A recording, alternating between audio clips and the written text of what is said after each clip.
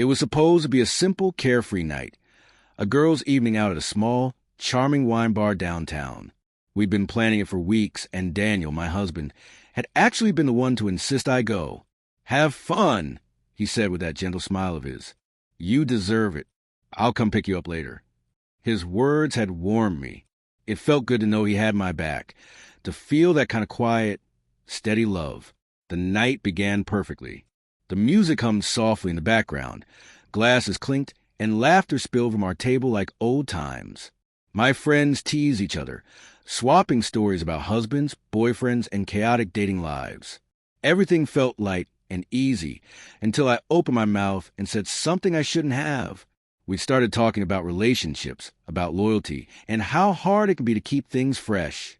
I don't even know what possessed me. Maybe the wine, maybe wanting to sound clever. But I leaned back, twirling my glass, and said with a smirk, "Well, if Daniel ever messes up, I'll just get myself a younger guy to keep me company." The table erupted in laughter. My best friend nearly choked on her drink. Another clapped like I'd just told the joke of the night. For a split second, I basked in it, feeling clever, bold, even admired. Then the laughter began to fade. I felt the shift in the air before I saw him. Daniel stood in the doorway, having come early to surprise me. His expression was unreadable, but his eyes, those steady, kind eyes, were fixed on me. The sound in the room seemed to vanish. My smile fell. "Daniel," I began, setting my glass down too fast. "I was just joking." He didn't move, didn't even blink. He just shook his head slowly, as if he'd finally seen something he'd been trying not to. "A joke," he said quietly, his voice steady but cold. Funny how the truth hides in jokes. Then he turned and walked out. Panic surged through me. I stumbled after him, my heels clacking on the floor. Outside, he was already unlocking the car. "Daniel, please." It was nothing. I swear, just a stupid joke. I grabbed his arm, desperate for him to look at me. When he finally did, what I saw in his eyes wasn't anger. It was disappointment.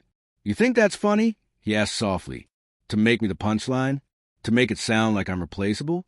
You embarrass me in front of strangers." I couldn't breathe. I hadn't thought of it that way. To me, it was harmless teasing. But to him, it was something deeper.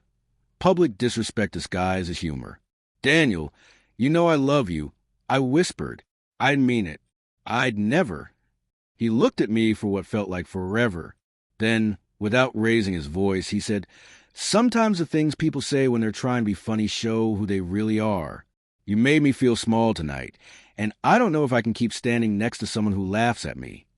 He got into the car, closed the door, and drove away, leaving me standing under the streetlights. My friends hovered in the doorway, unsure what to do. The walk home felt endless. My phone buzzed with messages, little words of comfort, promises that he'd cool off. But none of it helped. The sound of that laughter, my own voice, echoed in my head. The next morning, Daniel was gone. Half his clothes were missing from the closet, and on the kitchen table lay a note written in his calm, familiar handwriting. Asterisk, I need space. Words matter. Until you understand that, I don't think we can move forward. Asterisk. I sat there holding the paper with trembling hands, the weight of what I'd done sinking in. One careless comment, one thoughtless attempt to get a laugh, and I had driven away the man who had always been steady and kind. Days passed, then weeks. He never came back. My calls went straight to voicemail, my messages unread. I even stopped by his office once, but his secretary gently told me he wasn't available. At first, I was furious. How could he walk out over a simple joke? But as time passed, I replayed that night again and again, and the truth began to sink in. It wasn't just a joke. It was humiliation disguised as humor. I had made him the object of ridicule, stripping away his pride in front of others. Worse still, I'd shown him that my friend's laughter meant more to me than his respect. People think betrayal comes from infidelity or lies, but sometimes it's much smaller, hidden in words tossed out without thought, words that cut deep and leave scars you can't see. Months later, I heard he'd moved in with his brother across town. He wasn't seeing anyone, but he wasn't coming back either. His absence was final. My joke had been the last straw. I still meet those same friends now and then, but things feel different.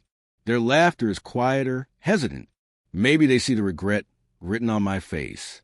Maybe they remember the way Daniel looked that night. A man realizing the person he loved didn't truly respect him. Now I live with the quiet he left behind.